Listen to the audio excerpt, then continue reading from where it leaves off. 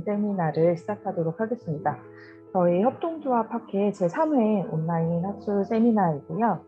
오늘 이제 바쁘신 중에도 이렇게 온라인으로 시간 내서 함께 해주신 형님들 너무 감사합니다. 저희가 아시겠지만 온라인으로 계속해서 학술 세미나를 정기적으로 개최를 하고 있고, 오늘 세미나도 그렇게 진행이 연장선상에서 진행이 될 예정입니다. 그래서 먼저 저희 본격적으로 시작하기 전에 저희 학회장님이신 장승권 교수님의 인사 말씀 듣고 시작을 하도록 하겠습니다. 예, 모두 반갑습니다. 서로 아는 분들이 대부분일 것 같긴 한데, 또 아마 오늘 처음 오신 분도 있으실지도 모르겠어요. 저희 계속 작년처럼 하고 있고, 여름에는 조금 달라지는 모양이 될 것 같긴 하지만, 또 하반기에는 이런 모양으로 세미나를 할 겁니다. 학회 행사만 안내만 좀 하고 바로 시작하겠습니다.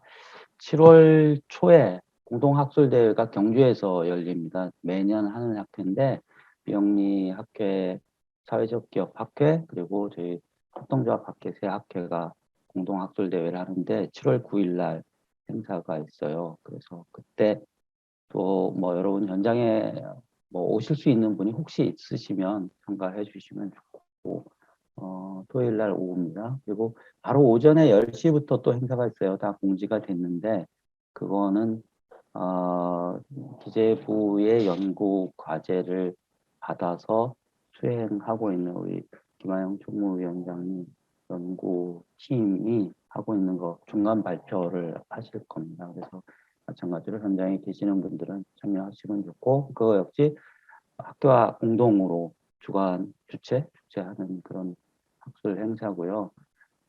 그 외에도 몇 가지 공지가 더 갔습니다. 예를 들면 중소기업중앙회에서 학술 공모, 정책 공모 이런 게 있는데, 그거 역시 저희 학회하고 중소기업중앙회에서 함께 주관해서 하는 거거든요. 그래서 여러분 주변에 본인들이 참여해 주신 게 제일 좋지만, 또 홍보도 해주시고 또 추천도 해주시고 해서 학생들과 함께 하실 수 있는 좋은 연구 과제 공모라고 생각하니까 참여를 해주시면 좋겠습니다. 예, 그러면 제 인사는 이걸로 마치고요. 오늘 세 분이 고생을 해주실 텐데, 특히 김희경 박사님 발표 저도 아주 관심 갖고 지금 듣고 싶은 내용이고요. 이게는 선생님 토론 잘 해주실 것으로 기대합니다. 네, 감사합니다. 시작해 주시죠. 네, 회장님 감사합니다. 그러면 저희 아마 충분한 논의 시간을 확보하기 위해서 인사 말씀을 짧게 가름을 해주신 것 같습니다. 그러면 이 기세를 이어받아서 저희가 바로 이제 세미나를 시작을 할 텐데요. 안내 드렸던 대로 오늘 이제 발표를 해주실 분은 김희경 박사님이십니다. 그래서 굉장히 따끈따끈한 학위 논문의 내용을 바탕으로 해서 5가지 특징으로 살펴본 한국협동조합 운동의 형성과 전개라고 하는 제목으로 발표를 해 주실 거고요. 그래서 원래 학위 논문의 제목도 저희 공지에 같이 올라갔던 것으로 알고 있는데, 성균관대 동아시아학술원에서 일제하에 한국협동조합 운동의 형성과 전개, 개념, 주체, 연대를 중심으로 라고 하는 제목의 학위 논문으로 박사 학위를 받으셨습니다. 그래서 그 내용 중에 이제 핵심을 추려서 오늘 발표를 해 주실 거고요. 토론으로는 사실은 학위 논문에서도 심사를 해주셨던 것으로 알고 있는 이경남 박사님께서 수고를 해주시겠습니다. 그래서 사실 심사를 맡아주셨던 선생님께 함께 토론을 한다는 게 발표하시는 분께는 부담스러운 상황일 수 있지만, 저희 이 세미나에 참여하고 있는 청중으로서의 저희로서는 더 밀도 있는 논의와 토론이 이어지지 않을까라고 하는 기대도 조금 해보게 됩니다. 그래서 저희 발표 시간은 25분을 생각하고 있고요. 조금 내용에 따라서 조금 더 쓰실 수도 있겠지만, 그리고 토론은 15분을 생각하고 있습니다. 그래서 아마 발표하고 토론 먼저 들은 다음에 바로 이어서 이제 플로어 토론으로 진행하는 것, 토론자분의 토론에 대한 간단한 이제 코멘트 들은 다음에 플로어 토론으로 넘어가는 것으로 이렇게 순서는 생각을 해주시면 되겠습니다.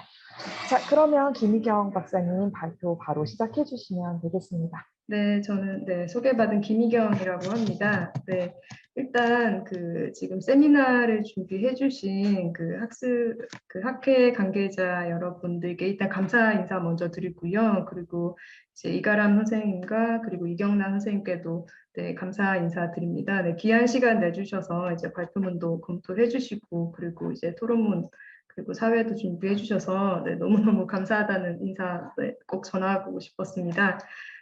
사실 제가 이 세미나를 준비하면서 약간 조금 주저한 부분이 사실 있었는데요.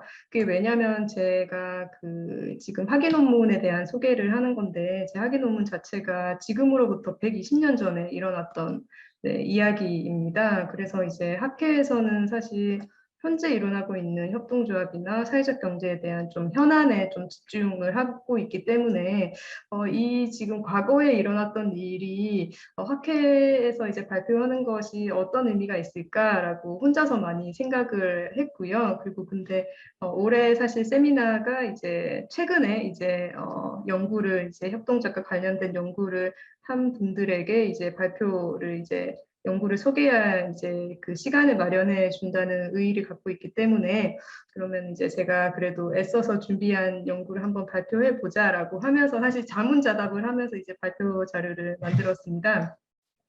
네, 앞에서 사회자 선생님께서 말씀하신 것처럼 제가 이제 올해 초에 일제야 한국 협동조합 운동의 형성과 전개 개념 주체 연대를 중심으로라고 하는 네, 박사학위 논문을 제출을 하였습니다. 그래서 오늘 발표는 여기 이 논문에서 다룬 논문의 어떤 결론적인 내용이 있는데 그게 5가지에 대한 결론이었습니다. 그 5가지 특징이라는 부분만 좀 부각을 해서 이제 여러분들에게 공유를 해드릴 예정이고요. 조금 더 자세한 내용은 지금 제 논문이 지금 원문 공개가 되어 있으니까 또 궁금하신 분들은 이 논문을 좀 확인을 해주시면은 더 많은 이해에 많은 도움이 될 거라고 생각합니다. 5가지 특징에 대해서 살펴보기 전에 일단 제 학위 논문 제목에 사실 많은 내용들이 담겨 있다고 저는 생각을 하거든요. 그래서 이제 제목에 대한 내용을 짧게 이제 한번 살펴보고 이제 특징을 살펴보도록 하겠습니다. 일단 이제 한국협동조합 운동의 시작이 사실 일제강점기에 시작이 되었기 때문에 시대적인 배경은 일제강점기를 이제 염두에 두고 이제 논문을 작성하였고요. 그리고 공간적 배경은 한반도를 중심으로 하는데 이제 일본의 영향을 받을 수밖에 없었던 상황이었기 때문에 이제 한반도를 중심으로 하되 일본과의 연동성을 네, 살펴보기 때문에 한반도 플러스 이제 일본을 조금 중심적으로 살펴보았다라고 이해해 주시면 될 것 같습니다. 그리고 협동조합의 형성과 전개가 아니라 협동조합 운동의 형성과 전개라는 표현을 쓴 것은 사실 협동조합이라고 하면은 이제 금융조합이나 산업조합이라는 이제 조선 총독부에서 진행되었던 협동조합까지 포괄을 해야 되는데 저는 이 내용도 사실 언급을 하긴 했지만 좀 아래에서 이제 스스로의 필요에 의해서 이제 만들어졌던 민간협동조합에 조금 더 관심을 갖고 그 연구를 진행을 하였기 때문에 협동조합의 형성과 전개가 아니라 협동조합 운동의 형성과 전개라는 단어를 네, 붙였고요. 그리고 사실 협동조합이라는 개념 자체가 한국에서 자생적으로 만들어진 개념이 아니다 보니까 이제 유럽과 일본을 거쳐서 이제 한국으로 들어오게 됐는데 이때 어떻게 들어오게 됐는가? 이 개념이 유럽과 일본을 거쳐서 들어오면서 어떻게 이 개념을 이해하고 모방하고 이제 한국식으로 어떻게 적용했는가에 대한 부분을 형성이라는 단어로 표현을 하였습니다. 그리고 이제 협동조합을 이제 추진을 할 때 이제 일상생활의 문제 해결을 어떻게 누가 하려고 했는가라는 행위에 집중을 한 의미로 이제 전개라는 의미를 단어를 배치를 하였고요. 그래서 이제 개념 주체 연대라는 소제목이 붙여져 있는데 연대라는 사실 개념은 앞에서 이야기한 개념이나 주체는 좀 명사적 의미라면 연대는 동사적 의미를 많이 갖고 있는데 조금 이질적인 단어일 수도 있는데 제가 연대를 배치한 이유는 이제 협동조합을 통해서 경제적 연대를 추진을 하게 됩니다. 그런데 이제 경제적 연대를 저해한 어떤 내외부적인 요소가 무엇이었는가 살펴보기 위함도 있었는데 사실 저항이 사실 일제강점기에는 더 핵심적으로 이제 논의가 많이 되었던 것 같습니다. 그런데 저는 이제 일제에 저항했는가, 뭐 협동조합을 통해서 뭐 일제 제국주의에 저항했는가 혹은 저항 의지가 있었는가라는 어떤 기준보다는 진짜 이렇게 경제적 자립을 위한 연대와 협동 이런 것들이 연대라는 개념, 협동이라는 개념, 이 개념을 조금 더 강조하기 위해서 이제 동사적 의미를 가진 연대라는 것을 소제목에 배치를 하였습니다. 그래서 이 제목만 조금 설명을 드리면은 이 논문이 어떠한 시대적 배경을 가지고 어떤 맥락에서 이 연구를 진행했구나라는 것을 조금이나마 파악할 수 있을 것 같아서 제목에 대한 설명을 드렸고요. 그러면 이 연구를 왜 하게 됐는가라고 질문을 던지면은 사실 되게 기초적인 사실 저의 어떤 갈증 때문에 이 연구는 시작을 하게 됐고요. 제가 다른 나라, 어떤 유럽이나 캐나다 이런 국가들의 어떤 협동조합 운동의 현재 맥락을 여러 가지 문헌을 통해서 위치 지음을 할 수가 있었습니다. 그런데 오히려 한국의 협동조합 운동의 흐름을 저는 그 맥락을 잘 파악할 수가 없더라고요. 그래서 이제 한국협동조합 운동의 어떤 시작점을 조금 잘 규명을 하면 이러한 역사적인 맥락에서 현재 협동조합이 어디로 가고 있는지, 어떤 맥락에 있는지, 어떤 위치에 있는지 이런 것을 좀 더 명확하게 하고 제가 앞으로 할 연구에 조금 더 힘을 받지 않을까라는 생각에서 이러한 무모한 시도를 저는 했다라고 생각하고요. 그리고 저희가 보통 알고 있는 협동조합의 역사가 사실 제국주의의 어떤 중심에 있었던 국가의 역사라고 생각합니다. 그런데 한국은 사실 어떤 식민 지배를 겪었던 국가이고요. 그리고 한국전쟁 분단이라는 상당히 독특한 어떤 공간에 있었던 지역이라고 생각합니다. 이러한 맥락을 파악해야지 현재 협동조합의 어떠한 위치도 파악할 수 있지 않을까라고 하는 생각에서 되게 기초적인 생각에서 이 논문의 주제를 선택하게 되었습니다. 그래서 이제 제가 목적과 질문을 이렇게 세 가지로 이렇게 구분을 하긴 했지만 그냥 되게 솔직하게 얘기하면 한국의 협동조합 운동의 시작을 알고 싶다. 어떠한 특징을 갖고 있는지 궁금했다. 이것을 나는 내 나름의 방식으로 찾아가고자 했다라는 것으로 이해하시면 좋을 것 같습니다. 그래서 이제 선행연구와의 차이점은 제가 앞에서 좀 이야기한 것과 좀 겹치는 부분이 많기 때문에 넘어가도록 하겠습니다. 이제 첫 번째 특징을 살펴보도록 하겠습니다. 첫 번째 특징은 식민지 조선총독부에서 진행했던 협동조합과 관련된 재령의 외부에 있었다라는 것입니다. 사실 일본에서는 1900년에 그 협동조합법, 일본식 표현으로 하면은 산업조합법을 제정을 하게 됩니다. 그런데 법을 제정했다는 의미는 그 이전에 상당히 많은 논의가 되었다는 것을 뜻합니다. 실제로 일본에서는 이제 1870년 부터 이제 직접 유럽을 방문해서 이제 협동조합에 대한 개념과 그리고 정치 경제학 관련된 어떤 저서를 번역하는 과정에서 협동조합에 대한 개념과 어떤 사례들이 1870년대부터 유입이 되고 이해가 되고 번역이 되고 그리고 그것을 따라하는 민간의 조직들이 등장을 하게 됩니다. 그렇게 되면서 이제 1900년에 산업조합법이 제정이 되면서 많은 논쟁이 있었습니다. 이제 이 국가의 생산성을 위해서 이제 협동조합이라는 것을 추진하는 것이 바람직한가? 협동조합이라는 것은 그런 것이 아니다라고 하는 논쟁이 계속 지속적으로 되었는데 사실 한국에서는 어떤 협동조합에 대한 이해가 충분하게 진행되기 전에 일본 이제 조선의 어떤 식민 지배를 받게 되면서 이제 국가 생산력 향상이라는 일본식 산업조합의 논리가 그대로 이제 적용이 되게 됩니다. 그리고 이제 협소한 개념으로 일본의 산업조합법의 일부를 이제 번역하면서 이제 협동조합에 대한 이해를 하기 시작했고요. 이제 안창호 같은 경우가 이제 협동조합 촌 같은 것을 이제 구상했던 기록이 있지만은 이제 식민 지배를 받게 되면서 그 구상은 좌절을 겪게 되고요. 그리고 이렇게 이제 1910년대, 이제 1920년대에 이제 금융조합과 산업조합이라는 이른바 관제협동조합이 시작이 되게 됩니다.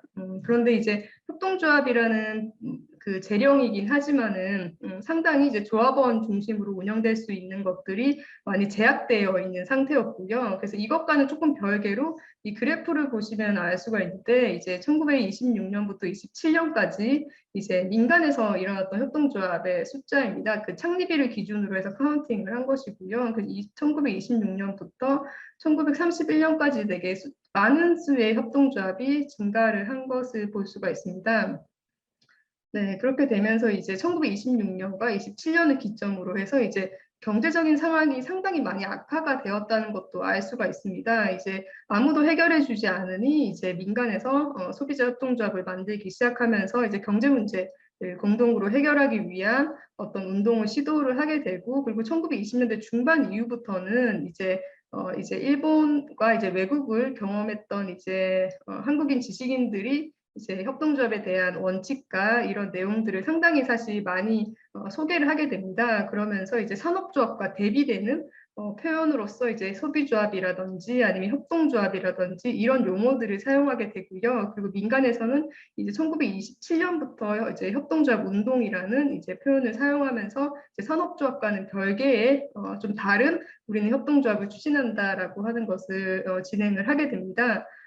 네, 그래서 이제 이 페이지는 이제 어떤 상황에 있었는지, 경제적으로 어떠한 힘듦이 있었는지를 짧게 얘기한 것이고요. 그렇다면 소비자 협동조합은 민간에서 진행되었던 이 조합은 어떤 일을 하였는지에 대해서 잠깐 살펴보면, 진짜 일상적으로 필요했던 일상용품을 공동 구입하고 공동 판매하는 역할을 하였고요. 그리고 이제 이용고 배당을 한 것도 있고 출자금 배당을 한 것도 있습니다. 그런데 이제 잉여금을 이제 배당함으로써 저축을 할 수 있다. 그래서 이 저축을 장려한 부분도 있고, 그리고 이제 곡식이나 계란 같은 것을 저축을 하면서 이제 소액융자를 해주는 사업을 진행한 것도 있고요. 그리고 잉여금의 일부를 이제 야학을 운영하거나 교양 강좌를 이제 진행하는 데 사용했던 것도 있고, 뭐 병원을 설립하려고 추진했던 것도 있고 합니다. 그리고 이 당시만 해도 글을 읽거나 쓰지 못했던 사람들이 많았기 때문에 그 무료로 이제 협동조합에서 이 서류를 작성하는 업무도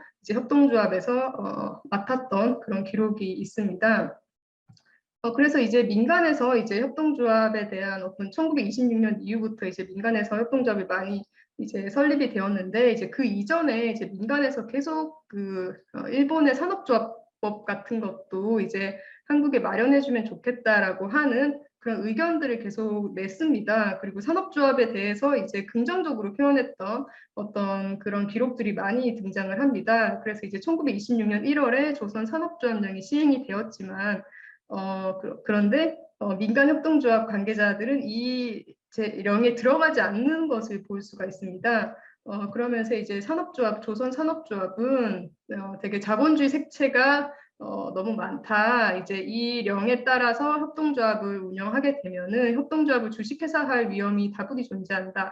그리고 이제 협동조합은 자치와 상호 구조가 생명인데 산업조합을 운영하게 되면 이것은 잃게 된다라고 이야기를 하게 되고요. 그러면서 민간에서는 우리가 가져와야 할 협동조합은 어떠한 것이냐 했을 때 자주적이고 평등주의고 이제 조합원 본위일 것이다라고 이야기를 하면서 이제 재령에 들어가지 않는 모습을 볼 수가 있습니다. 그래서 이 그래프를 보시게 되면은 이렇게 노란색이 이제 그 조선 산업조합령에 의한 이제 설립된 산업조합입니다. 그 숫자가 많지가 않습니다. 근데 이 부분은 그 산업조합의 좀 특이한 어떤 성격을 또 있기 때문에 이렇게 설립이 좀 많이 되지 않고 있는 것인데요. 그런데 민간에서 이제 설립된 이제 1931년에는 이제 153개의 협동조합이 민간 협동조합이 창립을 하게 됩니다.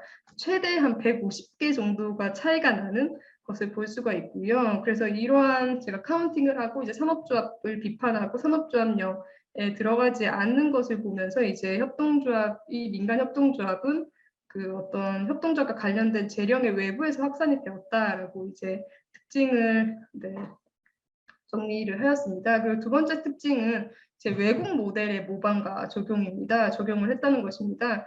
앞서서 이야기한 것처럼 이제 협동조합과 이제 산업조합을 이제 비교했던 분들의 어떤 기초적인 어떤 맥락은 영국 모델이었습니다. 영국의 로치데일 원칙을 사실 기반으로 해서 조선 총독부의 협동조합에 관련된 재령을 비판을 하고 있었고요. 그리고 또 두 번째로 좀 특징적인 부분은 덴마크의 협동조합 모델을 상당히 많이 따라하려고 했었다는 것입니다. 사실 영국은 산업화가 많이 진행된 곳이기도 했지만 이제 덴마크 같은 경우에는 한국과 비슷하게 작은 국가였고 그리고 농민들이 많았습니다. 그런데 이제 패전한 이후에 농민들을 중심으로 해서 이제 재건에 성공했기 때문에 이제 1925년 이후부터 이제 그때 덴마크를 정말이라고 불렀습니다. 이제 정말식 이제 농촌을 조선에도 건설을 해야 된다라고 하면서 이제 덴마크의 어떤 모델인 교육기관인 폴케 호이스콜레와 그리고 협동조합에 대한 모델을 많은 사람들이 배우러 가게 됩니다. 그래서 이 여기 사진에 있는 것들이 1926년부터 시작해서 28년, 뭐 30년 초반까지 이제 덴마크를 방문했던 한국인들이 썼던 어떤 책자에 대한 내용이고요. 가장 이제 활발하게 활동했던 곳이 YMCA였고요. 그리고 YMCA에서는 이제 YMCA가 기독교 그 기관이긴 하지만은 그 덴마크의 어떤 모델의 핵심은 기독교 정신입니다. 그런데 기독교 정신을 모방하기보다는 어떤 생산성에 어떤 방점을 찍고 어떤 농민 수양소를 이제 추진을 했던 것을 알 수가 있고요. 이것과는 조금 다르게 덴마크 모델에 대한 그 기독교 정신과 그리고 그룬투비라는 기독교 모델, 그 덴마크 모델을 만든 분이 있는데 그 분이 이제 덴마크의 역사와 덴마크 언어를 상당히 강조를 하면서 이제 교육기관과 이제 협동조합 운동을 이제 그 베이스가 되는 그 어떤 철학적인 것을 마련을 해주셨는데요. 그 이제 그 홍동마을의 전신이죠. 이제 오산학교와 용동마을에서는 이제 어떤 기독교 정신과 이제 그룬투비의 어떤 그 제 나라의 역사 말에 주목해서 이제 마을 운동을 펼치는 것을 볼 수가 있습니다. 그래서 제가 단편적으로 설명을 하긴 했는데 그 논문에서는 어떤 일본과 이제 덴마크와 이제 한국의 어떤 다양한 그룹들을 비교를 하면서 이제 국가 간 차이라기보다는 어떤 그룹이나 어떤 계열들의 차이에 의해서 덴마크 모델을 수용하고 분화했던 것을 좀 설명을 하고 있고요. 그리고 세 번째는 그 일본의 어떤 산업조합을 비판하긴 했지만, 그리고 총독부의 산업조합에 관련된 재령을 비판하긴 했지만, 그 일본에서 이렇게 추진되었던 민주적 협동조합에 대한 어떤 사례와 이론 같은 것들을 일본으로 유학 갔던 한국 분들이 많은 영향을 받았지 않았을까라고 생각을 합니다. 그래서 이제 다이쇼 데모크라시를 이끌었던 요시도 사쿠조 같은 경우에 한국에 잘 알려져 있지는 않지만 그 협동조합의 그 조합원 민주주의를 상당히 강조를 하면서 그 도쿄에 있는 가정구매 조합의 이사장을 오랫동안 했습니다. 그런데 이분이 이 조합의 어떤 그 매장 자체가 또 와세다 대학 근처에 있었고 그 한국인들 중에 이제 협동조합 운동에 참여했던 많은 수의 분들이 와세다 대학교 출신들입니다. 그래서 이분들이 이런 요시도 사쿠조와 그리고 가가도요 있고 그리고 이때 일어났던 학생 소비조합 운동 이런 것들에 대해서 직간접적으로 관련된 어떤 내용을 경험하고 관련된 이론들을 보면서 이제 민주적인 어떤 협동조합에 대한 모델을 학습하지 않았을까라고 생각을 하게 됩니다. 그 세 번째 특징은 협동조합이라는 이런 낯선 것과 한국에서 있었던 어떤 문화가 어떻게 연동되는지를 살펴보는 것입니다. 되게 연동되는 모습을 저는 볼 수 있다라고 생각하고요. 그 협동조합이 제가 그래프에서도 볼 수 있듯이 1926년 이후부터 되게 빠르게 확산을 하게 됩니다. 그런데 이때 그 확산 배경에 사실 개에 대한 그 일상적으로 이제 우리가 개를 조직하고 개에 대한 훈련이 있었던 것이 배제할 수 없다라고 생각하고요. 그리고 많은 협동조합 그 리더들이 이제 협동조합을 소개할 때 우리에게도 협동조합과 같은 조직이 있다. 이제 개가 그런 조직이다. 되게 비슷하다라고 하면서 이제 친숙함을 표현하면서 이제 강연을 시작했던 기록이 있습니다. 네, 하지만 그럼에도 불구하고 이제 협동조합 리더들은 이제 협동조합은 어떤 경제적 약자의 어떤 해방 조직체이고 상호구조를 위한 어떤 기관이기 때문에 개와는 다르다라는 사실 특징도 사실 계속 이야기를 하는데 그것은 아마 총독부가 어떤 개를 좀 활용하려고 했던 어떤 시도들을 계속 하게 되면서 그것과 좀 구분되기 위해서 어떤 동일성보다 차이점을 강조하지 않았나라고 생각을 하고요. 그리고 이제 함창협동조합이라고 1927년 1월에 설립한 조합이 있는데 이 조직을 보면은 빈민에게 출자금 불이익을 유예한다. 그리고 이제 돈이 부족한 사람들을 고려해서 곡식을 저축하는 계속 그런 어떤 정책을 펼치고요.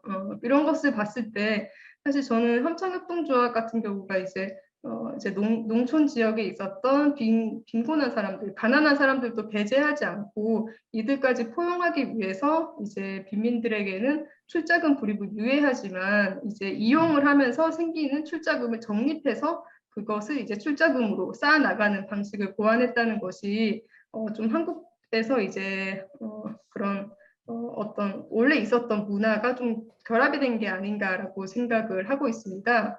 네, 그래서 이제 이러한 어떤 한국적인 모델과 어떤 낯선 협동조합의 개념이 조금 어우러져서 이런 양식도 보급하면서 이제 1927년부터 해서 이제 전국으로 이 모델이 확산되는 것을 네, 볼 수가 있고요. 그 네 번째 특징은 이제 보통 선행 연구에서는 좀 지식인 어떤 남성 위주의 어떤 그 주체에 대한 설명을 많이 한다라고 생각합니다. 그런데 제가 전체적인 어떤 기사 내용을 다 전체적으로 훑으면서 현황 연구에서는 좀 주목하지 않았던 사례들을 많이 발견을 하게 됐는데요. 그 발견했던 첫 번째가 여성입니다. 한국이 좀 독특하게 여성들만으로 조직된 협동조합이 있었더라고요. 그것을 보면 이제 1919년부터 38년까지 이제 한국의 민간 협동조합이 최소 500개 정도가 설립이 되었는데 여성이 주도했던 협동조합이 최소 한 10개 이상 한 1,500명 정도의 이렇게 조합원이 있었던 것으로 확인이 되고요. 그 사진을 보면은 이제 이게 원주 부인 소비조합의 이제 창립총회 모습입니다. 그래서 이 사진들을 봤을 때도 이제 여성들만 중심이 되어서 여성들의 어떤 근우회라는 어떤 조직이 중심이 되어서 한 것도 있고 여러 가지 좀 다양한 사례들이 있는데 이렇게 여성들이 중심이 되어서 어떤 여성들의 경제적 의식을 자각을 촉진하고 그리고 여성들의 어떤 경제적인 경험을 위해서 이렇게 여성들만으로 이루어진 협동조합이 이제 한국에서 좀 특징적으로 드러나지 않는가라고 생각하고요. 네, 그리고 이제 경성에서 있었던 여자 소비조합 같은 경우에는 기록이 좀 남아있기 때문에 설명을 좀 드리면 여성운동과 소비조합은 한 몸이다라고 하는 표현을 하면서 여성운동과 협동조합 운동을 함께 결합하는 이러한 논리도 펼치게 됩니다. 네, 그러면서 이제 낙원상가 근처에서 이렇게 매장을 설치한 모습도 볼 수가 있고요. 여기 사진 보면 이제 네, 그 배달하는 분의 사진도 있고 이렇게 되게 과감하게 사실 사업을 했었고요. 좀 결과는 좋지 않지만은 이런 사례들이 있었다라는 것을 네, 소개드리고 싶습니다. 네, 그리고 이제 일본으로 이제 먹고 살기 위해서 건너갈 수밖에 없었던 제인 한인들도 이제 협동조합의 설립에 많은 참여를 했던 것을 볼 수가 있고요. 네, 그 기록들도 이렇게 제 노트에서 정리를 해뒀고 그리고 이제 배를 이용하고 싶었던 이제 조선인들이 모여서 이제 선박협동조합을 네, 했던 것도 볼 수가 네, 있습니다. 그리고 이제 협동조합과 노동운동, 노동조합이 사실 상당히 먼 거리처럼 느껴지는데 그런데 이 시기에는 노동운동과 협동조합이 결합을 해서 이제 상당히 서로 도움이 되는 관계에서 이제 협동조합 운동을 추진해왔다라는 것도 특징적으로 볼 수가 있고 다양한 주체들이 협동조합에 참여하였다는 것을 알 수가 있습니다. 네, 그리고 다섯 번째 특징은 선택적으로 사실 조선 총독부에서 탄압을 하고 이제 협동조합이 이제 휘말려서 이제 축소가 되는 네, 그런 것들로 이제 마지막 장을 구성을 하였습니다. 네, 이제 사실 일본에서도 사실 일본 조선 총독부에서도 사실 어떤 본인들의 어떤 통치나 어떤 통제와 감시에 사실 도움이 되기 때문에 민간 협동조합의 설립을 적극적으로 뭐 제지를 하거나 뭐 탄압을 하거나 하진 않았습니다. 근데 존재를 인지는 하고 있었다는 기록들이 계속 나오고요. 하지만 그 협동조합 관련된 어떤 그 멤버들이 이제 노동조합의 어떤 이중 멤버십 혹은 농민조합과 이중 멤버십 혹은 공산주의와 조금 관련이 있는 것과 느껴지면은 이제 바로 사실 어떤 지방 순회 강연을 금지한다던가 강연자를 경찰로 소환한다던가 강연회가 진행되고 있는데 그걸 중단시킨다던가 문서를 검열한다던가 조합원 명부를 강제로 확인하게 한다던가 그리고 이제 가택 수색을 한다던가 네 이제 협동조합의 해산을 명령한다던가 네 이제 이제 이사회 혹은 총회를 3년 동안 금지를 하게 된다던가 네, 이러한 것들의 탄압을 네, 선택적으로 하는 모습들을 볼 수가 있고요. 제 논문에서 그걸 쭉쭉 네, 정리를 네, 하였습니다. 그리고 이제 이것은 뭐 검열에 대한 기록이고요. 그래서 이제 경험에 대해서 이 후손들의 어떤 이야기를 들어보면은 상당히 좀 많이 무서웠다라고 이야기를 하고 있습니다. 이제 협동조합 운동을 항일 운동으로 인식했기 때문에 이제 본인의 아버지가 상당히 탄압을 받았고 이제 대동아 전쟁이 일어나기 직전에 죽을까봐 이제 강원도로 피신했다 이렇게 인터뷰에서 이제 이야기를 네, 하는 것도 이제 알 수가 있습니다. 네, 그래서 여러 가지 탄압들을 제가 시기별로 구분해서 정리를 네, 해두었습니다. 제가 이제 시간이 이제 거의 다 되었기 때문에 네, 이제 좀 정리를 네, 하도록 하겠습니다. 네, 그래서 이제 보면은 이제 1931년에서 1932년에 이렇게 쭉 이제 협동조합 수가 이제 감소하는 모습을 볼 수가 있고요. 그래서 이제 일본에서 이제 일본 조선 총독부에서 이제 이렇게 선택적으로 탄압을 하게 되면서 이제 1932년부터 이제 창립의 동력이 약화되고 이제 사실 이제 협동조합의 축소가 가속화되는 것까지 그리고 이제 조선 총독부의 어떤 농촌 어떤 정책이라든지 전쟁에 참여라든지 이런 것과 함께 결부가 되어서 이제 1933년부터는 상당히 이제 설립이 이제 이어지지 않는 네, 모습을 네, 볼 수가 있습니다. 네, 이렇게 해서 5가지의 특징으로 네, 논문을 일단 정리를 해보았습니다. 네, 감사합니다. 네, 감사합니다. 저는 개인적으로 이 협동조합 운동에 저희가 한국에서의 역사성을 얘기할 때 그동안 많이 얘기되지 않았던 부분에서 굉장히 의미 있는 자료들을 많이 발굴해 주신 논문이라고 항상 생각을 하고 있는데요.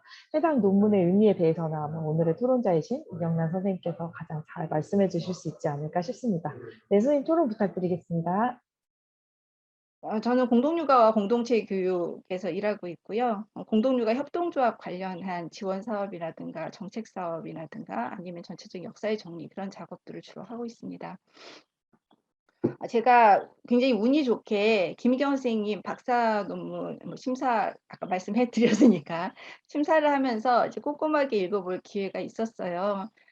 네, 굉장히 재밌고 즐겁게 읽었는데요. 그 이유 중에 하나는 한국 협동조합 운동사, 그냥 협동조합사가 아니라 협동조합 운동사가 이제 한 발짝 더 나가는구나라는 걸 확실하게 느낄 수 있어서 엄청 좋았습니다.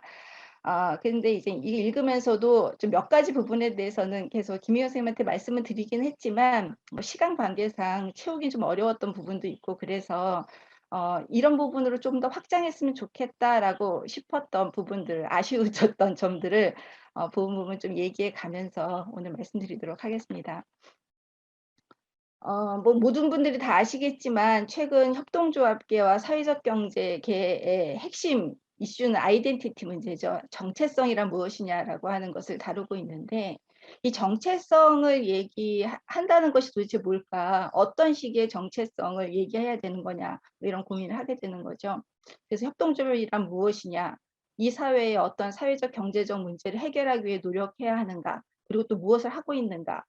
그리고 이 협동조합이나 협동조합이 추구하는 사회의 모습은 어떤 사회인지, 그리고 그 협동조합에서 주체는 누구이고 어떤 방식으로 운영해야 하는지, 뭐 이런 고민들을 지금 하고 있는 거죠.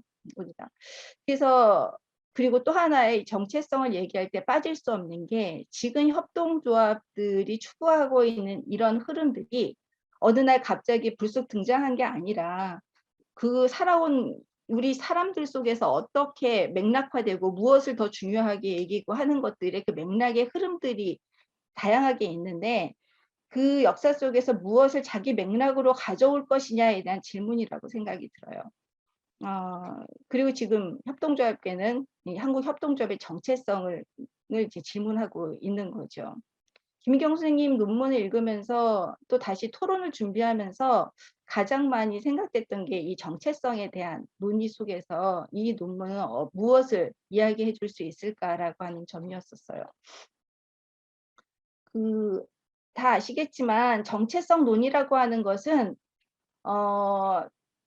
나름대로 지금 현재 사회적 경제를 예를 들거나 협동조합을 예를 들 때 어느 정도는 사람들 속에서 사회개혁이나 변화를 지향하는 그런 움직임들이 퍼져나가고 나름대로 이것이 대안이라고 그래 대안적이야 라고 이야기되는 것들이 시작되었을 때 또는 이런 움직임이 다양하게 비슷하게 막 여러 가지 진행되는데 저 팀하고 우리하고는 좀 달라라고 하는 것들이 느껴졌을 때 또는 강력하게 어떤 국가가 제도로서 무엇인가를 막 추진하게 됐을 때 저것은 우리가 하고 있는 것에 억제하거나 가는 길을 막고 있는 게 있고 우리가 하는 것과는 다른데 우리가 하는 것을 하지 못하게 해라고 하는 그런 의식이 들었을 때 뭐 이런 정도의 상황 속에서 정체성이란 무엇이냐를 가지고 사람들의 생각을 정비하고 같이 논의하고 새로운 얘기로 나가고자 하는 그런 활동의 한 방법으로서 아이덴티티를 얘기하는 경우가 많이 있다고 생각합니다. 김희경 선생님 논문은 이 얘기를 참 많이 다루고 있어요. 첫 번째 다루고 있는 식민지 재령의 외부라고 하는 것을 좀 발견한 것은 이걸 얘기로 꺼냈다는 것이 굉장히 큰 의미가 있다고 생각하고 있어요. 그러니까 재령 외무의 임의 조직, 특히 법인 조직이 아닌 임의 조직을 선택했다라고 존재 위치를 잡고 있다라고 얘기하시는데 이 얘기는 우리가 지금도 고민을 하고 있는 거죠. 이렇게 제도 밖을 선택한 이유가 그 법률에서 인가받은 조직 외에는 그 명칭과 활동을 할 수 없다라고 하는 것들이 뭐 지금 우리 한국에서의 법률도 마찬가지인데 배제의 원리죠. 그런 배제의 원리 때문에 어쩔 수 없이 선택한 것이 아니었다라고 하는 거죠. 오히려 일제와 총독부가 그 협동조합이라고 하는 어떤 형태를 통해서 조선이라고 하는 식민지를 지배하고 있는 지배 논리로 이걸 쓰고 있을 때 그것이 아닌 다른 것을 해보고 싶은 개혁을 선택하기 때문에 이것을 잡게 되었다. 제도 밖을 선택했다라고 썼다고 저는 이해하고 있습니다. 그래서 민족운동, 민중의 자립경제운동, 자율적인 민중의 의사결정이라고 하는 맥락 속에서 한국의 협동조합 운동이 시작되었다라고 하는 역사적 정체성을 드러내는 연구라고 이해하고 있어요. 그렇기 때문에 한국 협동조합 운동사를 다르게 쓸 수 있는 출발점을 만들어주고 있다는 거죠.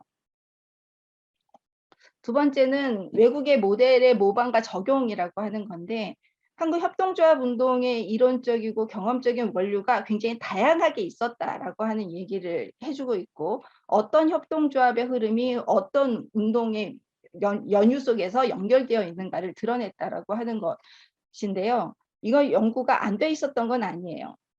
다양한 부분에서 많이 되고 있었던 부분인데 이런 것들을 종합 정리를 했다라고 하는데 굉장히 큰 의미가 있다고 저는 생각하고 있습니다. 근데 이제 여기를 하다 보니까 이건 제 전공 분야하고도 연결되어서 몇 가지 질문이 좀 생기더라고요. 근데 특히 이 발표문 보면서 생긴 질문인데요. 개인적으로 박사 논문 읽으면서 이 논문이 거둔 가장 큰 성취가 있는데 그 성취는 당시에 일제하 20년대 중반경의 중반에 30년대까지 협동조합의 논의의 수준이라고 하는 것들이 경제적 약자들의 생존을 위한 협동이라고 하는 것을 넘어섰다라고 하는 점이었어요. 그리고 자율적인 주체인 조선 민중들이 민주적으로 협동조합을 운영하고 사업을 해낼 수 있다라고 하는 것을 믿고 있었고 그것을 실현했다라고 하는 것을 드러낸 점이라고 저는 생각하고 있어요. 그 얘기는 뭐냐면 당시 일본이 조선을 지배하는 논리로서 조선 민중은 협동조합이라는 것, 금융조합도 그렇고 다 마찬가지였어요. 협동조합이라든가 이런 건 모두 다 그 주체인 조합원들이 주체적으로 운영해야 된다라고 하는 논리를 거부하지 않아요. 금융조합도 마찬가지로. 그런데 그렇지만 조선의 민중들은 민도가 낮아서 할 수 없다라고 얘기를 하는 거거든요. 그래서 통치 수단으로 쓰게 되는 건데 여기 다른 접근을 갖고 있는 거죠. 민중에 대한 민중관이 다른 거예요. 그래서 조선 민중이 다르고 협동조합을 자율적으로 이런 민도가 낮다라고 했던 그 사람들이 자율적으로 협동조합을 운영할 수 있다라고 하는 것을 인정하는 논리라고 하는 거죠. 이건 굉장히 다른 입장에 취하는 건데 근데 이 발표문에서는 그 얘기를 별로 안 하고 계세요. 그래가지고 외국의 경험을 수용하는 사례, 적용하는 사례들이 있었다 정도까지만 얘기를 하시고 그래서 이외에 설명의 차이가 어디서 났는지 그리고 얘기가 좀 궁금해서 좀 설명을 좀 해주십사라고 부탁드리고 싶고요. 이 얘기는 뭐냐면 한국에서 협동조합론은 어느 정도 성까지 성장했고 사람들이 이해하고 있었는가와 관련된 문제인데 그렇다고 보면은 20년대 중반 정도의 삼창의 사례에서 멈추는 것이 아니라 다양한 그 이후에 30년대에 여러 가지 분화되는 여러 가지 세력들의 협동조합론들이 있어요. 그런 논들이 연구가 있거든요. 그런 것들과 한번 비교해서 설명을 해주셨다면 훨씬 더 명쾌하게 드러나지 않았을까 싶습니다. 좀 더 얘기해 주시면 좋겠어요. 그리고 참여 주체의 다양성이라고 하는 부분은 이것을 주체라는 관점에서 재구성했다라고 하는 게 굉장히 큰 논문의 의의가 있고요. 여성, 노동자 이렇게 다양한 주체들이 그걸 하고 있다라고 하는 것, 그리고 스스로 자기 조직화를 해나갔다라고 하는 것들이 앞으로도 계속 그 찾아내고 발굴하고 이게 같이 연구를 좀 했으면 좋겠다라고 생각하는 부분인데요. 이 파트에서 해외를 일본 사례를 주로 하셨어요. 뭐 일본 사례는 당연히 해야 되는 사례고 많이 발굴돼야 되는 사례인데 좀 아쉬운 것은 소련 연해주에 대한 문제예요. 당시 연해주에는 조선인들이 주로 사람들이 살고 있었고 사회주의의 소련식의 협동조합이 엄청나게 발달해 있었던 사회였었던 거죠. 근데 이제 이런 경험들이 일본에 한정돼서만 얘기가 됐을 경우에 한국의 협동조합의 연용과 경험, 그 다음에 그 연관관계 이런 것들을 좀 종합적으로 보기에는 좀 아쉬움이 있어서 이런 부분을 어떻게 좀 생각하고 앞으로 하시고 싶은지 좀 얘기 듣고 싶습니다. 마지막인데요. 선택적 탄압과 협동조합의 축소 부분인데 저는 제가 좀 관심을 갖는 부분 중에 하나가 파시즘 협동조합론이에요. 뭐냐면 1930년대 농촌진흥운동부터 해서 금융조합의 식상계, 재령으로 나온 식상계죠. 그 다음에 중일전쟁 이후에 농촌 재편성 정책이라든가 파시즘 협동조합을 도입하는 과정이라든가 이런 것들 좀 연구하고 있는데 그러면서 한 사람 한 사람의 농민들의 일상까지 지배해가는 체제를 만들거든요. 협동조합이라고 하는 구조를 통해서 농민의 일상을 지배하는 경험을 하는데 거기엔 금융조합이 굉장히 큰 역할을 하죠. 그리고 민족해방운동 사상사 연구에서도 이런 시기에 협동조합에 참여했던 사람들의 여러 인식들에 대한 연구들이 진행되고 있고요. 근데 그렇게 해서 본다면 사람들의 선택들이 굉장히 다양하게 이루어지는 걸 볼 수 있어요. 이미 30년대 초반부터 농촌진흥운동 단계에서부터 굉장히 탄압을 계속 받아서 30년대 말에 가면 완전히 사라지게 만들어지는 농민운동이나 노동운동, 사회주의 세력들의 협동조합들이 있고 또는 1930년대 중반 가면은 파시즘 체제에 동의하는 천도교 신파 같은 경우는 천도교 협동조합, 뭐 공생조합 같은 것들이 완전히 그 시스템 속에 들어가 버리죠. 또는 농각 30년대 농촌진흥운동 단계의 농가갱생 원리라고 하는 것들을 우리가 추구하는 것과 같은 거야라고 이해했던 그룹도 있어요. 뭐 이런 사람들은 스스로 저항성들을 놓아버리게 되는 거죠. 그것이 정책으로 추진하고 있어라고 생각하는 경향성도 생겨버려요. 그래서 이제 이런 경험들이 사실은 해방 후 한국의 협동조합론의 출발, 남북의 협동조합론의 차이 이런 것들을 낳게 하는 가장 기본적인 사상적인 토대라고 저는 이해하고 있고요. 그래서 그렇다고 한다면 선생님이 이제 나가면서 어그러진 역사라고 하는 걸 이렇게 강조를 하시는데 이 어그러진 역사라고 하는 것은 무엇일까? 근데 저는 좀 조금 다르게 생각하는 건 물론 상당히 왜곡될 수밖에 없고 분단 체제의 원인이 될 수밖에 없는 슬픈 현실이긴 하지만 이 과정 자체를 제대로 설명하지 않으면 사실 이것은 한국의 경험만은 아니거든요. 전 세계가 겪었던 경험인 거죠. 협동조합 역사, 전 세계 역사가 다 겪었던 과정들을 동일하게 겪고 있는데 그 속에서 한국 사람들에게 남은 협동조합이라는 것은 무엇이냐? 무슨 꿈을 가질 수 있느냐? 협동조합 운동이라고 얘기할 수 있는 건 어떤 방향으로 가야 되는가라고 하는 것을 이 과정에 대한 검토가 좀 필요하다고 생각해요.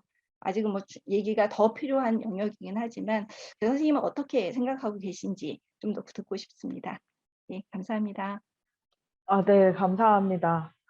저희가 작년에 이 세미나를 기획했던 의도 중에 하나가 사실은 그 연구자들 간의 교류, 그러니까 당시에 이제 닫혀있는 상황에서도 뭐 그런 것들이 굉장히 큰 의도 중에 하나였는데 오늘 발표와 토론을 들으면서 개인적으로는 그 선배 연구자분의 후배 연구자에 대한 애정이 굉장히 느껴지는 토론이어서 감동을 받으면서 토론을 듣기도 했고, 아마 청중분들, 그것도 저도 마찬가지지만 역사학을 전공하지 않은 입장에서 저희가 정체성 고민, 그러니까 현재의 고민과 과거가 어떻게 연결될 수 있느냐를 굉장히 잘 짚어주셔서 너무 감사합니다. 네, 아마 그 김미경 선생님께서 여기에 대해서 뭐 질문도 던져주셨고 했기 때문에 하실 말씀이 있을 것 같아서 짧게 발언하실 시간을 드리도록 하겠습니다. 네, 선생님, 네, 토론 너무 감사합니다. 선생님께서 이미 저의 심사를 2번 해주셔서, 네, 이미 충분한 네, 내용을 저는 들었다고 생각하지만, 그래도 이번 자리를 빌어서 그때 심사 때는 듣지 못했던 그런 현대의 어떤 문제의식과 어떤 논문의 연결, 그리고 사회자 선생님께서 말씀하셨던 것처럼 어떤 과거에 대한 역사적 흐름과 이제 현대가 만나게 되는 그 부분까지 짚어주시고 되게 중요한 사실 질문을 앞부분에 네, 던져주셔서 저도 연구를 어떤 방향으로 나가야 되는가에 대해서 이제 좀 많이 좀 생각을 네, 하게 되었고요. 그리고 제가 잠깐 선생님께서 발표하고 계실 때 한 가지 화면 공유를 잠깐 좀 하고 싶은데요. 선생님께서 질문했던 것을 이따 얘기를 조금 뒤에 하고 제가 잠깐 그 설명을 조금 드리고 싶은 부분이 있는데 아까 이경란 선생님께서 이제 공동육아와 관련된 연구를 좀 뭐 하고 있다라고 소개를 해주셨는데 사실 선생님께서는 공동육아와 관련된 그런 현장에서도 일을 오랫동안 하시고 계시지만 그 지금 현재 일어나고 있는 협동조합 운동 그리고 사회의 어떤 대안적인 운동에 대한 부분에서도 큰 역할을 하고 계시지만 또 동시에 사실 선생님께서는 제가 심사위원으로 선생님께 이게 제가 요청드린 것은 선생님께서 오랫동안 사실 일제강점기 그리고 이제 현대까지 넘어오면서 이제 협동조합 운동 그리고 협동조합 특히 금융조합에 대한 연구를 상당히 오랫동안 해왔고 그리고 제가 선생님 연구에 상당히 많은 사실 영감을 받고 사실 많은 빚을 지고 있고 지금도 선생님의 연구를 지금도 계속 찾아 읽고 선생님께서 체크하셨던 참고 문헌을 계속해서 저도 쫓아가면서 읽고 있기 때문입니다. 그래서 이제 이경만 선생님의 사실 저는 연구를 학계에서도 한번 소개를 하고 싶어서 네, 짧게 이 부분을 네, PPT를 좀 빨리 만들어 봤고요. 제 논문의 이제 참고 문헌 부분에 이경란 선생님의 연구가 상당히 많이 언급이 되어 있고요. 그리고 한국의 일제강점기에 진행되었던 조선총독부의 금융조합에 대한 연구는 이제 이경란 선생님의 논문을 살펴보시면은 많은 내용을 네, 파악하실 수 있을 거라고 네, 생각합니다. 선생님의 이제 근현대로 넘어온 어떤 공생적 관점의 어떤 협동조합 운동을 바라보는 부분 그리고 아까 언급하신 것처럼 이제 연해주 지역 이제 식민지 파시즘 이런 연구까지도 저도 선생님을 따라서 이제 연구를 이어나가겠다라고 하는 그러한 이야기를 드리고 싶어서 네, 이거를 준비를 하였습니다. 네, 그래서 선생님께서 이제 제 어떤 토론을 해주실 때 이렇게 얘기해 주셨던 맥락들이 지금 이러한 선생님의 어떤 연구의 궤적에 있었다는 것을 이제 지금 참여하셨던 분들도 좀 이해하고 이제 참고해 주셨으면 좋겠다는 생각을 가지고 있고요. 그리고 선생님께서 말씀하신 것처럼 일본에서 이제 민도가 났다. 이제 한국인들은 이제 협동조합 자체에 대한 개념을 일본 분들 그리고 총독부에 있었던 사람들 그리고 금융조합에 대한 어떤 기록을 되게 두텁게 쓴 법률학자 같은 경우에 그런 분들이 이제 협동조합을 어떤 사랑과 연대가 있는 어떤 조직이라고 충분히 이해를 하고 있지만 조선인들은 그런 것을 할 수 없기 때문에 우리가 강제적으로 이제 협동조합을 추진한다라고 하는 그런 논리가 이제 한 축에 있었다는 점을 저도 논문에 쓰긴 했지만 선생님께서 지적하셨던 것처럼 사실 일본에서 이미 사실 인지하고 있었잖아요. 민간 협동조합을 이미 잘 추진하고 있다는 것을 사실 인지를 하고 있었고 그거에 대해서 제가 충분히 해석하지 못한 부분 어떠한 좀 일본에서도 이제 한국의 협동조합을 좀 하고 있었다라는 점의 어떤 바라보는 관점 이런 것에 대한 해석을 조금 더 적극적으로 해야겠다라는 생각이 들었습니다. 그냥 외국의 어떤 사례를 이제 뭐 적용하려고 했다, 뭐 이런 것에서 이제 한국적인 게 드러났다, 이렇게 좀 단편적으로 좀 이야기를 하기보다는 총독부에 대한 어떤 부분도 연동해서 이제 이제 서술을 보강하도록 하겠습니다. 그리고 이제 그 선생님께서 심사할 때도 이 부분 그 러시아나 이제 일본을 벗어나서 이제 일본을 좀 넘어서서 하는 부분까지도 언급해 주셨는데, 그건 정말 제가 후속 과제로 정말 저도 하고 싶은데 그 시간적인 제한이 있었기 때문에 못한 부분이어서 후속 연구에서 진행을 하도록 하겠습니다. 그리고 파시즘 협동조합 같은 경우에도 정말 어려운 문제여서 제가 앞으로 더 보강을 하도록 하고요. 그리고 어그러진 역사라고 했던 부분은 그 부분이 충분하게 파악되지 않은 채 선생님께서 말씀하셨던 것처럼 사실 전 세계의 협동조합들도 사실 겪었던 일이었지만, 사실 영어로 된 선행 연구를 찾아봐도 많이 보이진 않더라고요. 그런 협동조합의 어떤 뭐 중요성이나 아니면 뭐 했던 역할들의 어떤 긍정적인 것을 부각하려고 했던 어떤 역사적 기록 같은 것들은 있지만은, 그런 파시즘이나 제국주의가 이렇게 추진될 때 뭔가 ICA 역할이었다든지 ICA 입장이었다든지 아니면 다른 국가들의 어떤 협동조합의 어떤 입장이었다든지 아니면 뭐 동조했더라든지 이런 것들을 아직까지는 조금 찾지 못한 상태여서 아마 있을 것 같긴 하는데, 그러한 역사들과 함께 이제 연결지어서 앞으로 연구를 진행하도록 하겠습니다. 네, 감사합니다. 저희 말씀 나누시는 중에 신성수 선생님께서 일제시대 자료 발굴이 쉽지 않았을 것 같은데, 일제시대의 협동조합 관련 자료의 형태나 자료의 양 정도가 그 양이 어느 정도 되는지 궁금하다고 질문을 해주셨어요. 그래서 여기에 관해서 짧게 답변해 주시면 감사하겠습니다.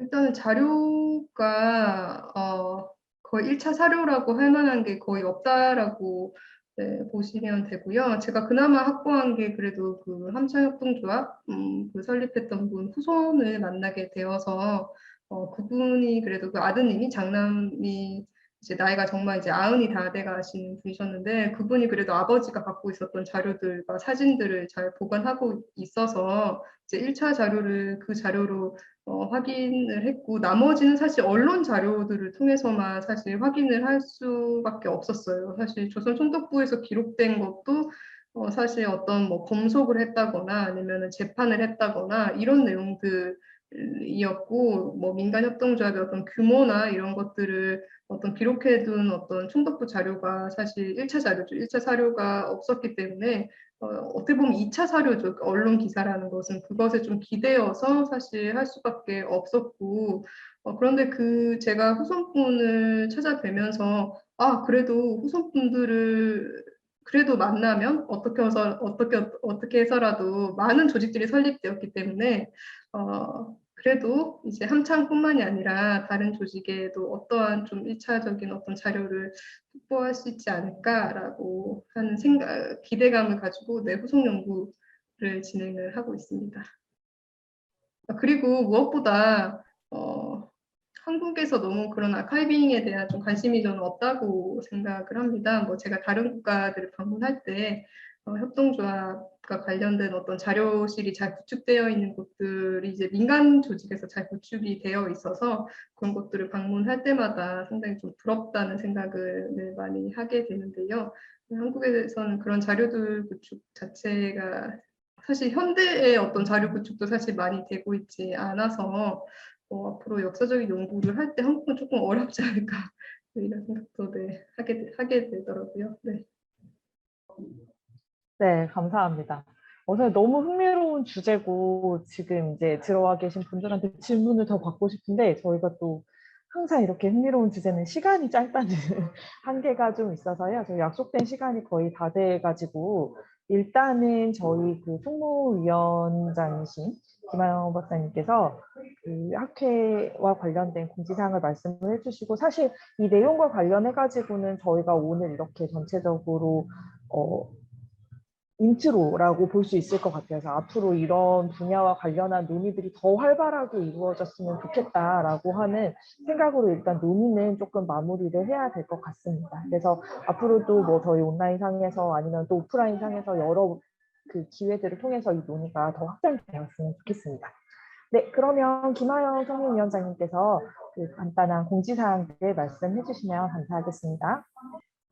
안녕하세요. 저는 한국협동조합회 총무위원장 소임을 다하고 있는 김하영입니다.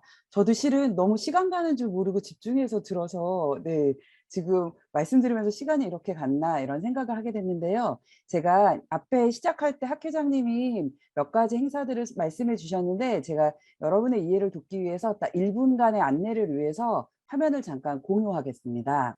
제가 네 가지 행사를 안내해 드릴 건데요. 시간 순서대로 일단 말씀드리겠습니다. 7월 8일부터 10일까지 경주에서 제4회 대한민국 사회적 경제 박람회가 열립니다. 그 박람회 기간 동안 우리 학회가 전국협동조합협의회라고 하는 현장 조직과 함께 토론회를 하고요. 그 다음에 학술적인 행사, 통합학술대회도 진행합니다. 7월 9일 토요일 오전 10시부터 12시에는 전국협동조합협의회와 우리 학회 그리고 기재부가 공동 주최하는 현장에서 보는 협동조합 기본법 시행 10년 평가와 향후 과제에 대한 토론회를 개최할 예정입니다. 마침 오늘 전국협의 박강태 회장님이 저희 학회 이사님이기도 하신데 이 세미나에 참여 중이세요. 그래서 경주에서 이 행사에 학회원분들을 경주에 방문하시면 참여해 주시면 좋을 것 같습니다.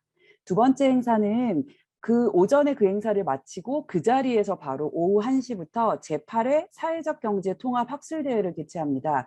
사회적 경제 통합 학술대회는 우리 학회와 한국 비영리학회 그리고 사회적 기업 학회가 매년 공통으로 개최하는 학술대회입니다. 올해 주제는 사회서비스 복지국가와 사회적 경제고요. 이 통합학술대회에서도 우리 학회원이신 성공회대 이상훈 교수님과 그다음 지금 우리 학회 상임이사를 맡고 계시는 남기포 교수님이 토론자로 참여하실 예정입니다. 또한 참여하셔서 사회서비스 복지국가 사회적 경제 그리고 다양한 연구 성과들에 대해서 함께 논의해 보시면 좋을 것 같습니다. 세 번째 행사는 저희가 학회원님들한테도 계속 메일로 안내해 드렸는데요.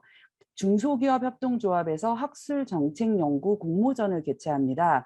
우리 학회가 같이 공동 주최하고요. 제안서는 7월 22일까지가 마감입니다. 그래서 이 주제에 관심 있는 박사과정에 그리고 석박사 연구자님들의 많은 참여 부탁드리겠습니다. 그리고 특히 특별 혜택이 있는데요. 이 정책연구 공모전에 수상하신 분들은 우리 학회에서 발간하고 있는 올해부터 4번 발간하죠. 학술지인 한국협동조합 연구 투고시 심사비도 면제되고 신속 심사 절차를 거쳐서 게재 여부에 판정토록 우대할 예정이니 많은 관심 부탁드립니다. 마지막 안내입니다. 올해는 우리 학회 창립 40주년입니다. 한국협동조합 학회는 1982년에 협동조합 연구에 새로운 지평을 열어가겠다라는 선언과 함께 시작됐습니다. 특히 다른 학회에 다르게 차별점이 있다면 학술적일 뿐만 아니라 현장에 있는 실천적인 논의까지 함께 하고 있다는 매우 중요한 특징을 갖고 있는데요. 지금 오늘 참여해 주시는 남기포 이사님을 중심으로 하반기에 학회 창립 40주년을 기념하는 다양한 행사가 지금 준비되고 있습니다. 다양한 행사에 많은 관심과 참여 부탁드리겠습니다. 네, 이렇게 안내를 마치겠습니다. 네, 감사합니다. 그래서 저희 예정된 시간 안에 깔끔하게 끝을 낼 수 있을 것 같고요. 저희 오늘 7월 1일입니다. 그래서 하반기의 시작이고 하반기에도 굉장히 많은 활동들이 준비가 되어 있고 이 활동들을 통해서 한국협동조합 학회가 계속해서 함께 네트워킹하고 발전해 나갈 수 있으면 좋겠다라는 생각을 하고요. 저희 학술 세미나도 하반기에도 계속해서 진행될 예정이고 다른 활동들도 지금 공지해 주신 대로 안내해 주신 대로 많은 참여 부탁드리겠습니다.